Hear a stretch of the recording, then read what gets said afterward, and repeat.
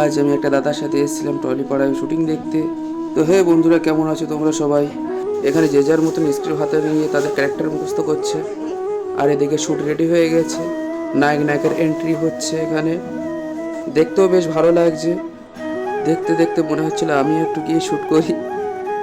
আর এই রুমটাকে দেখছো, পুরোটাই একদম সাজানো। আর এই রুমের ভিতরে যে কত রকম শ্যুট হলো, কোনো স্কুল, কোনো অফিস। নায়ক শ্যুট করার পরে একটু রেস্ট নিচ্ছিল আর সবার সাথে আলাপ করছিল। আর এই শুটিংটার আজকে শেষ দিন। এই শুটিংটার নাম পুতুল টিভি। এটি সান বাংলা টিভি চ্যানেলের সিরিয়াল।